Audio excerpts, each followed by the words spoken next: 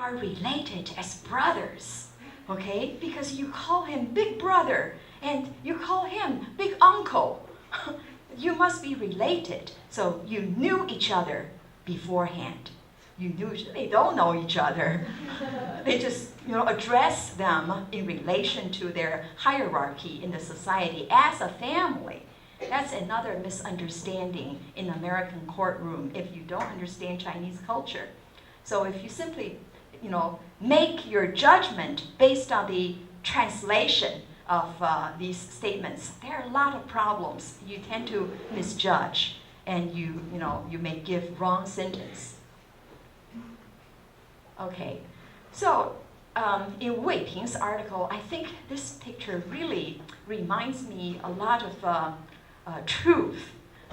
In other words, when we communicate with each other, if you are from a system of a circle, another person is from a system of rectangular, okay? It's a rectangular system, and your system is a circular.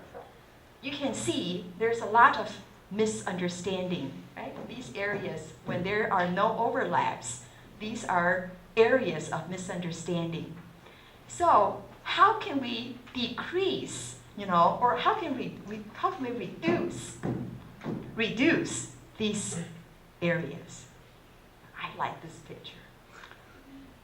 In other words, the circular one, make yourself an oval shape, right? And the rectangular, don't be so angular. Too many angles. Be round, and be flexible. So I like this analogy a lot. In other words, both parties have to change. The circular has to be stretched, and the rectangular also have to, round the corners a little bit so we can understand each other. Oh, I like this analogy. I hope you like it too. Okay, that's all I want to talk about in chapter 6.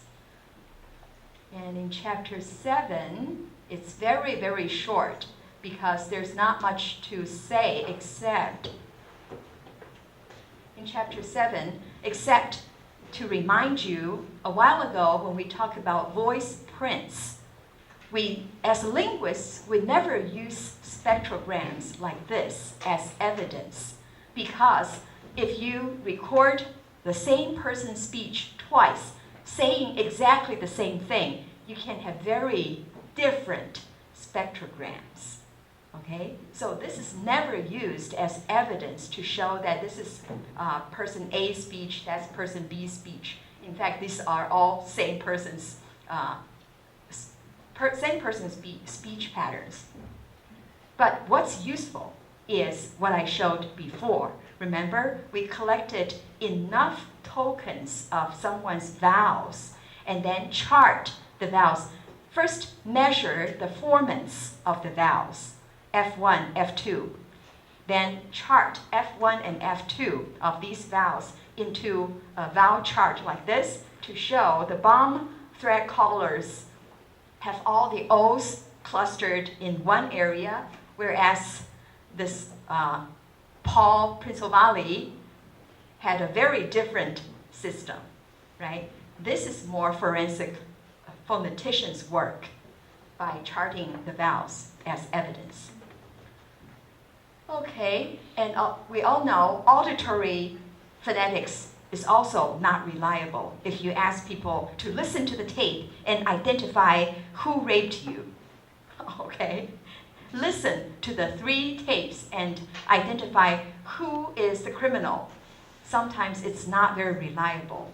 Again, it suffers from the problem of subjectivity. And handwriting analysis can also be very subjective. That's why they didn't really talk a lot about handwriting analysis, even though from a psychologist or psychiatrist's perspective, they might say, oh, look at the shape. This can be interpreted in a certain way, and look at the W. This means he was thinking about something. But it's not really tends to be subjective. Okay? And in this chapter, they also mention shortly of some techniques used to decipher handwriting, but that's not really core linguistics, so I'm not going to talk too much about it. Okay? But finally,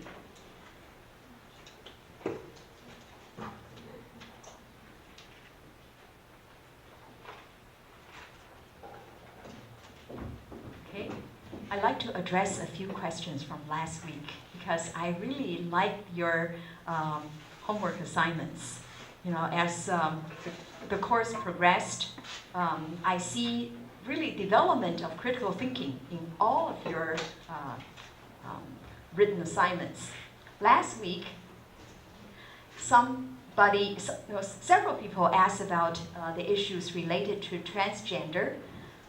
For example, is there any third-party prison around the world? Why can't the government change a person's ID card if he or she did a transgender surgery? How should we react if we sit beside a group of transgender people? What would Dr. Rao do if your daughter or son were going to date or marry a transgender? I think the last one is really interesting. You know, in a couple of weeks, my son and my daughter, two of them, I have four, but two are going to come back. You can ask them the same question, all right? But my answer would be, of course, I would first decide what dating is, and then what marriage is, before I can answer this question.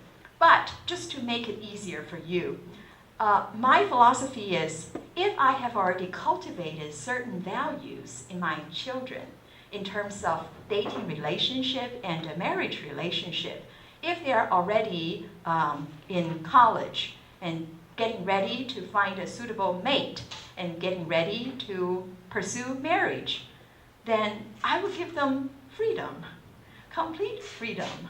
Because if I was not able to make an influence when they were younger, I cannot make any influence when they are adults. So instead of showing,